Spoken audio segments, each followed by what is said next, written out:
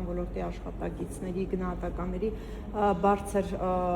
հմտությունների տիրապետող մասնագետ, պնդում է, որ ձեր ցուցումով է եղել, կխնդրեի մեկնաբանել։ Էդգար Ղազարյանի քույրն է Լիլիթ Ղազարյանը։ Ինքն է պնդում, իր պնդումն է։ Լիլիթ Ղազարյանը հանդիսանում է մեր դեղերի փորձագիտական օակի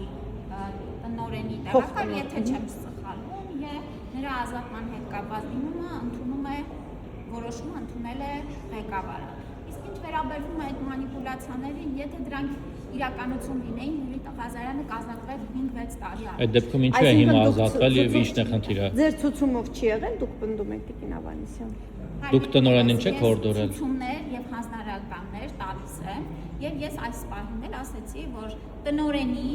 որոշմամբ իրականացվել է հաստիկների փոփոխություն եւ ազատում։ Ես նկատի ունեմ ձեր Դուք դուք կապ ունեք իր ազատման հետ։ Ես չկա մի բան, որ կապ չունենամ իմ համակարգում կատարվում։ Այսինքն դուք եք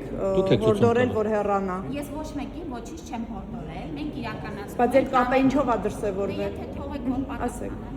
Ես ընդհանուր առմամբ մեր բոլոր պետական բժշկական կենտրոնների, ՕԱԿ-ների կադրային քաղաքականության ընդհանուր գծերն են որոշում եւ ասեցի, տեղի է ունեցել հաստիկների փոփոխություն, իսկ թե որ հաստիկում ով է մնալու, դա իրականացրել է։ Ինչու է հեռացվել Տիկին Ավանեսյան։ Ինչ հիմքով Տիկին նախարար,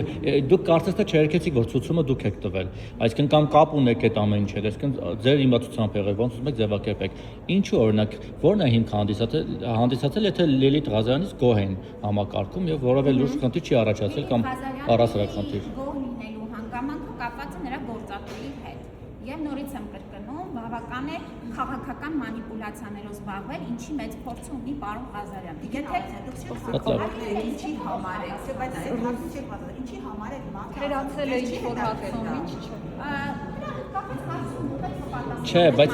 հիմա դուք այստեղ կանգնած եք։